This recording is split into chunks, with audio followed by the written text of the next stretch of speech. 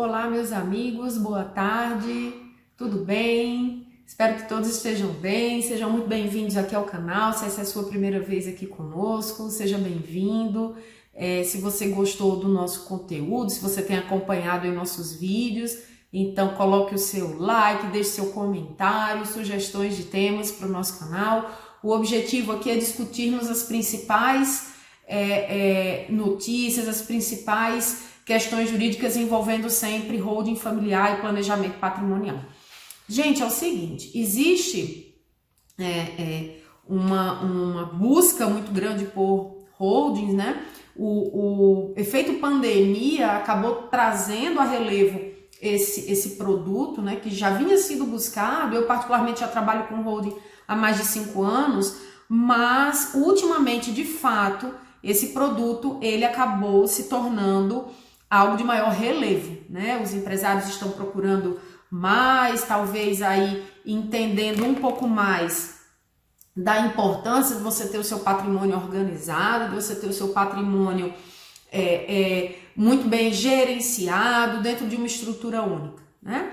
E a gente pode imaginar o porquê que a pandemia acelerou essa busca por esses instrumentos de planejamento e de organização patrimonial, né? E aí nós podemos elencar aí, infelizmente, o que acabou acontecendo, falecimentos muito rápidos de pessoas de maior idade. Então, às vezes você tinha um patriarca, uma matriarca de uma família que detinha todo o patrimônio, que detinha inclusive digamos assim, o mote do negócio, como a gente costuma dizer, que eram gestores de empresas, e numa situação extremamente difícil, a família teve que enfrentar, além da perda emocional e irreparável de um ente querido, teve que enfrentar também a perda de um gestor numa empresa que era familiar, e essa pessoa tinha ali, o cajado na mão, ela tinha ali o controle sobre os trabalhos, o desenvolvimento da empresa, sobre todo o gerenciamento do negócio, né? Então, isso preocupou famílias em todos os sentidos.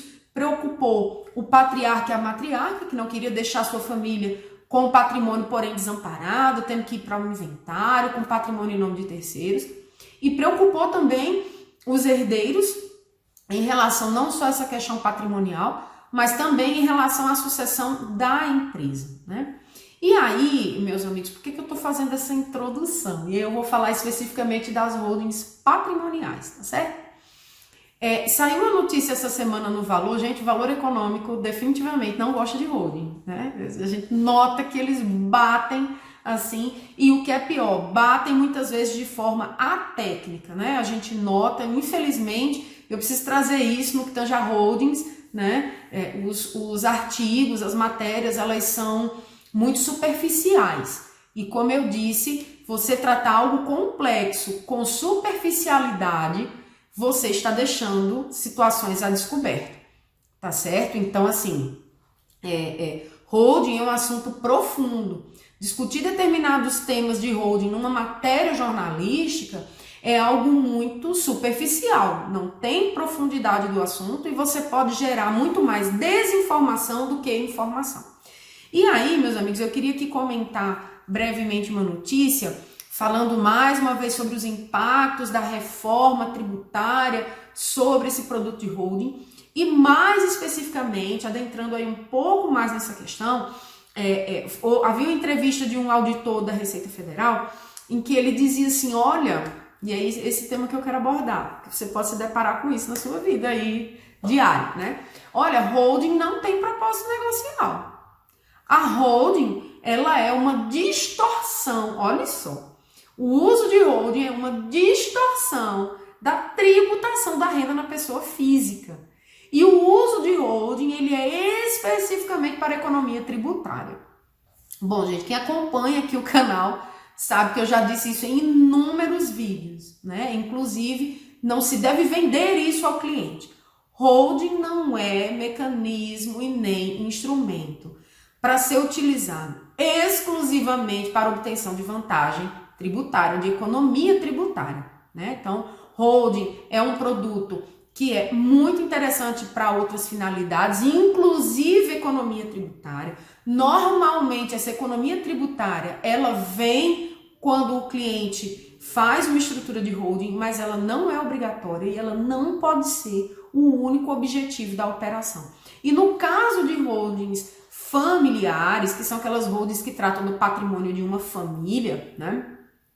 A gente consegue perceber, e era isso por isso que eu fiz essa introdução, a gente consegue perceber que a holding, ela vai muito além de uma economia tributária, e digo mais, a estrutura de holding, ela se justifica, a depender da gama de patrimônio, ela se justifica inclusive quando a vantagem tributária não vem.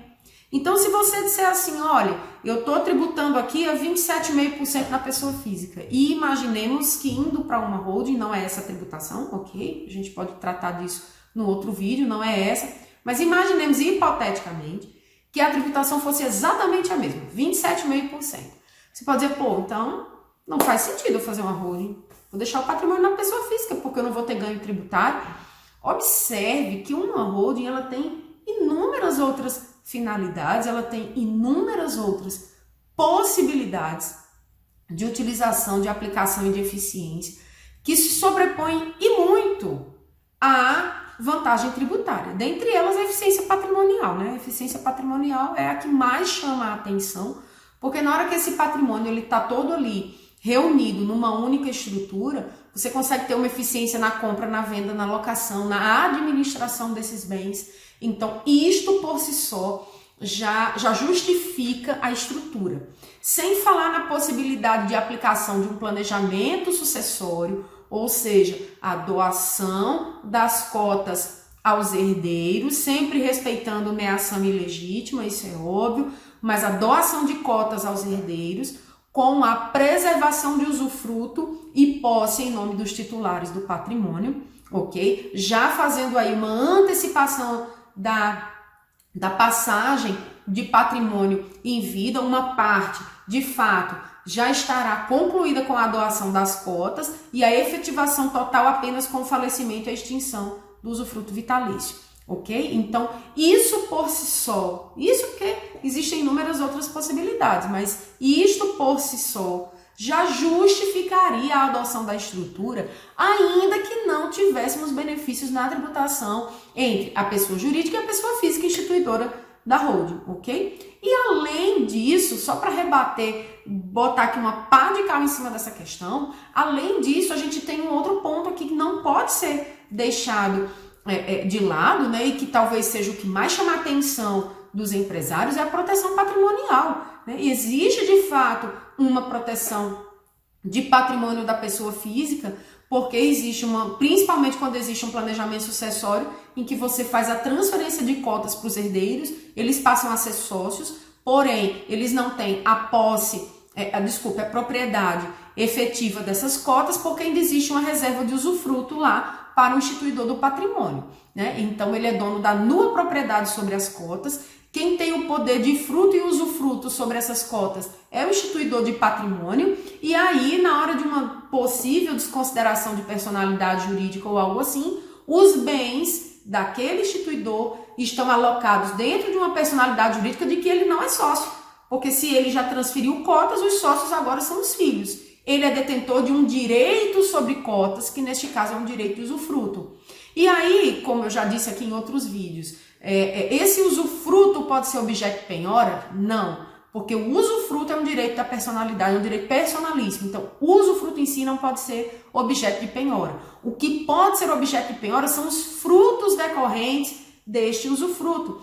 E aí, é possível penhorar dinheiro neste caso? Sim, é possível. Mas o bem, ou os bens que estão dentro da holding não podem ser atingidos por penhora, ok? E veja que dificulta até mesmo a configuração de um grupo econômico, porque quando você tem um empresário que tem uma atividade operacional, por exemplo, de rede de postos de gasolina, e ele tem uma estrutura de holding familiar que abriga imóveis, por exemplo, como é que nós vamos caracterizar que houve aí um grupo econômico, um conluio, empresas que atuavam em conjunto? Fica muito complicado, principalmente com a reforma trabalhista, que trouxe uma alteração no artigo 2º da CLT e que agora afastou o reconhecimento de grupo econômico quando se tem a mera identidade de sócios. Trouxe requisitos subjetivos como atuação conjunta, confusão patrimonial. Então, esses outros requisitos precisariam também estar presentes para a configuração de um grupo econômico trabalhista. Então, veja que a holding, ela de fato é uma estrutura de proteção.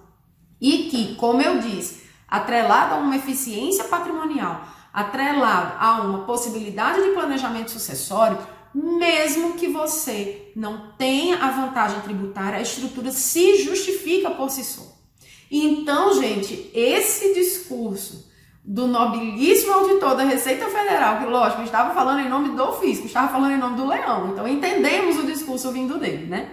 Mas é um discurso muito raso, é um discurso, com todo respeito, aí a quem deu a declaração, é um discurso muito pobre do ponto de vista de argumentos, porque não se pode reduzir algo que é tão complexo e tão funcional como o holding a uma mera distorção da tributação da pessoa física e da pessoa jurídica, ok, gente? Não tem como dizer, não, foi uma distorção do sistema tributário. Não, gente, a gente não está trabalhando com distorção nenhuma, a gente está trabalhando com um instituto que tem lastro jurídico, né, muito amplo, muito significativo e que serve para diversas possibilidades jurídicas, né? Trazer isso para uma situação de uma mera distorção é simplificar algo que é muito complexo e muito útil e com uma finalidade incrível do ponto de vista jurídico, inclusive tributário. Mas como eu disse, mesmo que a vantagem tributária não venha, a holding, essa ainda assim, se justifica como mecanismo. E além disso, por fim, né, tivemos aí com a Lei da Liberdade Econômica a modificação, a introdução do artigo 49A no Código Civil, e no seu parágrafo único ele diz expressamente que a personalidade jurídica é mecanismo lícito para alocação de riscos. Ou seja, antes essa dúvida que havia, mas não, eu posso estar aqui lesando credores, eu posso estar aqui lesando o mercado, eu estou fazendo uma operação de natureza duvidosa, isso já não se justifica mais com essa alteração legal que trouxe essa textualmente, né, essa licitude da utilização de personalidade jurídica como forma de alocação de riscos. Então, na hora que você separa, eu já disse aqui isso aqui em outros vídeos, né, mas é importante frisar, na hora que você faz a separação entre ativos de risco e ativos de não risco, ok? Entre uma atividade operacional, como exemplo que eu dei aqui, rede de postos de gasolina, patrimônio familiar, você fez aqui uma alocação de riscos através de personalidade jurídica. Eu tenho uma atividade de risco X que está aqui no posto de gasolina, eu tenho uma atividade de baixo risco que é patrimônio adquirido e que está aqui numa outra pessoa jurídica que não tem finalidade exclusiva de blindagem, eu nem gosto desse termo, mas já vou trazendo, não tem essa finalidade específica de blindagem, não tem uma finalidade de proteção do patrimônio, ela não tem a finalidade de lesar os cofres públicos, ela traz uma eficiência tributária que decorre da própria estrutura, mas que se ela não ocorrer, ainda assim a estrutura se justifica, ok? Ela traz para dentro dessa estrutura uma possibilidade de planejamento sucessório. Então, meus amigos, fica aqui a minha colocação aqui muito, muito contundente, a minha crítica, né, de que não se pode enxergar a holding apenas sobre o aspecto tributário, nem para vender, nem para o seu cliente comprar e nem para você operacionalizar, ok? Holding é muito mais que isso, tá muito acima disso, tá certo? E também não se pode dizer que ela é uma distorção do sistema de tributação, porque de fato ela está muito longe disso. É como se holding fosse um tropeço. Holding não é um tropeço, holding é um salto aí muito bem elaborado, muito bem executado, eu diria por um atleta olímpico, né? É algo que não se compara a um mero tropeço do sistema tributário. Ok, meus amigos? Então, espero ter transmitido aqui a minha mensagem. Fica aqui o nosso conteúdo. Comente, se inscreva no canal, deixe seu like para acompanhar aí os nossos novos vídeos. Ok, meus amigos? Obrigada e até o próximo vídeo.